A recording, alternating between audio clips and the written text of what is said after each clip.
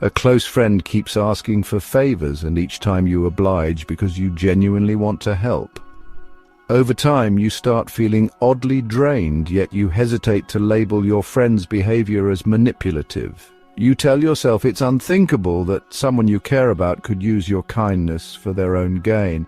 According to Carl Jung, this reluctance may stem from the shadow, that hidden part of our psyche where we stash all the qualities we deem unacceptable in ourselves. Jung once said, "Knowing your own darkness is the best method for dealing with the darknesses of other people." If we cling too tightly to the idea of being purely kind, we risk ignoring the less flattering urges within us, such as suspicion or resentment, and become more prone to overlooking those red flags in others. This isn't about becoming cynical or turning your back on your values. It's about realizing that repression of so-called negative emotions can leave you unaware of the potential for manipulation around you. In a survey that measured how often people detect warning signs in their closest relationships, a startling percentage admitted they had been repeatedly dismissed or minimized when they tried to voice their concerns. This suggests that emotional denial is a broader issue than we might suspect, making it critical to understand why empathy, left unexamined, can be twisted against us. By confronting the shadow, you gain a clearer understanding of your own complexity, allowing you to maintain a compassionate heart without handing over your well-being. The next chapter takes this further, revealing how empathy turns into a liability when manipulators sense that you won't permit yourself to question their motives.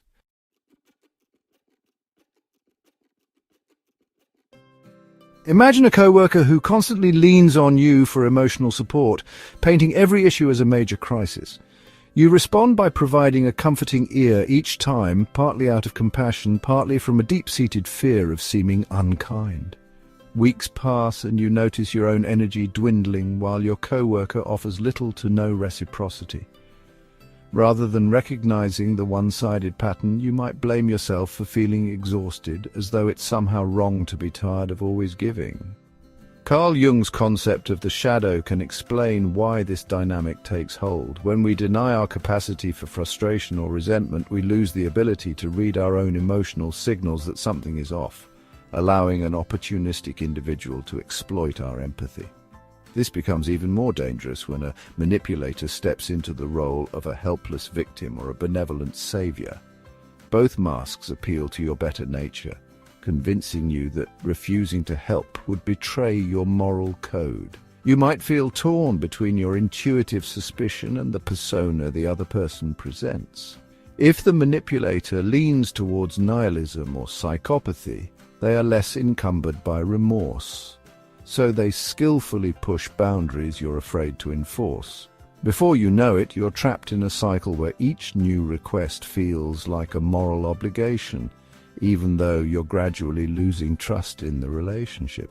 Recognizing empathy as a potential weakness doesn't mean cutting off your compassion. It means acknowledging that one-sided giving is not a testament to your goodness, but a symptom of unexamined beliefs about yourself and others.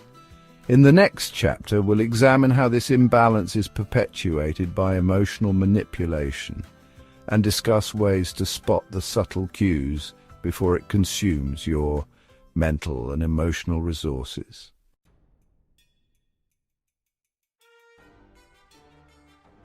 A friend might claim they'd be utterly lost without your help, praising you for your generosity while subtly feeding your sense of obligation. You sense something uneasy about their repeated requests, but keep burying that feeling, insisting you can't possibly abandon them if they're in need. Carl Jung considered these emotional blind spots a byproduct of the shadow, the part of ourselves we prefer not to confront. When we deny that we're capable of impatience, anger, or even rational skepticism, we lose the tools that would normally alert us to exploitative patterns. Research on interpersonal relationships shows that individuals who consider themselves highly empathetic often struggle to recognize manipulation until they're heavily entangled, highlighting how emotional repression can become a barrier to healthy self-protection.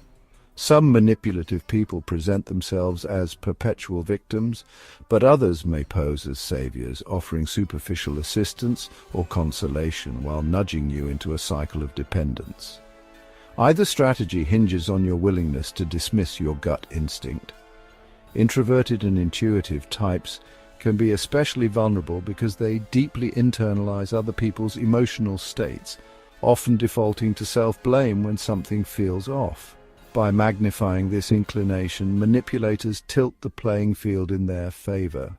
The crux lies in remembering that empathy and discernment aren't opposites. Jung suggested that integrating our inner conflicts, fears, and doubts into consciousness allows us to see through false appearances. When you admit you're capable of feeling put upon or exploited, you claim the power to identify the same qualities in others. Rather than a sign of cynicism, this is the gateway to a balanced outlook that appreciates both genuine need and the cunning ploys of a so-called trickster figure. As we move into how boundaries can fortify your sense of compassion, consider the possibility that emotional manipulation often thrives where we refuse to acknowledge our own right to say no.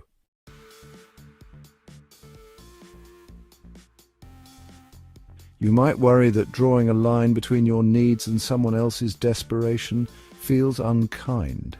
Perhaps you've been told you're too nice, but secretly fear that being less accommodating makes you cold-hearted.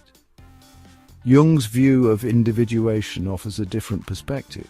Boundaries are the guardrails that keep your innate empathy from being hijacked by those who sense you'll never refuse.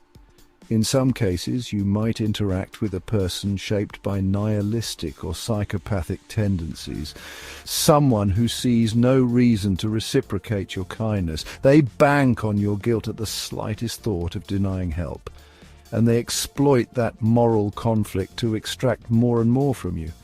Consider a scenario where a relative constantly demands financial support with the promise of paying you back, but never does. Each time you think of tightening the reins, you catch yourself feeling guilty, as though you're turning your back on family. Yet the arrangement leaves you stressed and short-changed, clashing with the very sense of unity you aim to preserve.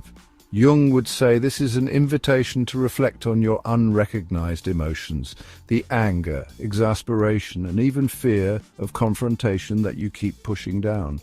By honoring those emotions instead of hiding them, you gain the clarity to see that maintaining this cycle isn't true compassion. It's merely prolonging a dysfunctional dynamic. Boundaries, framed correctly, affirm that your empathy is still intact. Only now you're honoring it in a way that fosters healthier, more balanced relationships.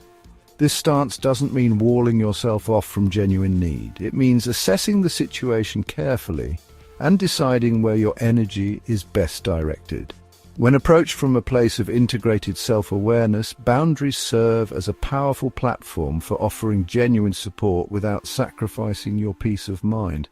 Next, we'll delve into the art of strategic empathy, illustrating how thoughtful discernment doesn't erode your humanity, but reinforces it.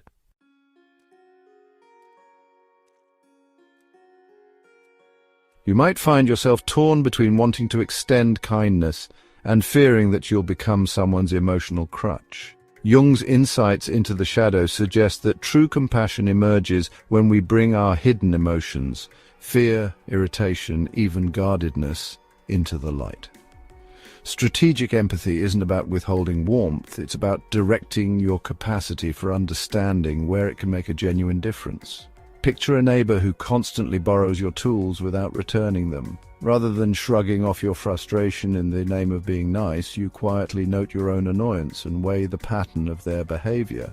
If they keep repeating the same behavior without showing accountability, you might choose to say no next time.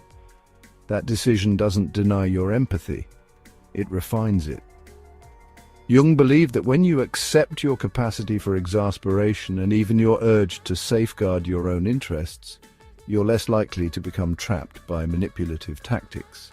Instead of drifting in guilt or suspicion, you'll feel more confident in offering help only when it aligns with your emotional equilibrium. People who thrive on exploiting empathy often rely on your discomfort around confronting their manipulative tendencies. They sense you're more inclined to preserve your self-image as a helpful person than risk a confrontation.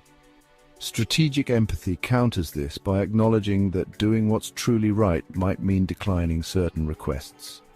When you're comfortable with your own capacity to say no, you prevent yourself from spiraling into resentment, and you free your compassion to function in healthier, more sustainable relationships. This grounded approach not only saves you from prolonged stress, but also elevates the quality of support you can offer to those who genuinely need it. In the final chapter, we'll see how embracing a balanced stance, one that marries empathy with self-respect, ultimately serves both you and the people around you.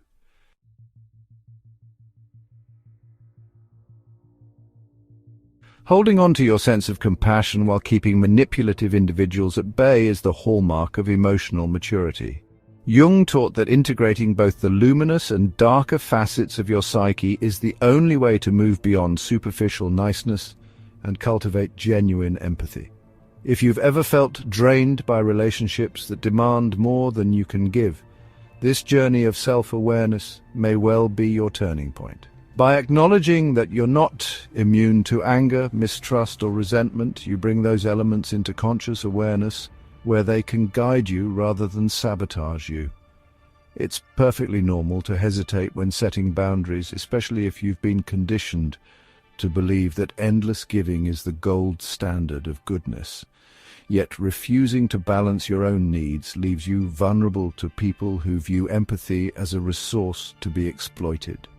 Protecting your heart doesn't mean retreating into cynicism. It means discerning which situations deserve your energy.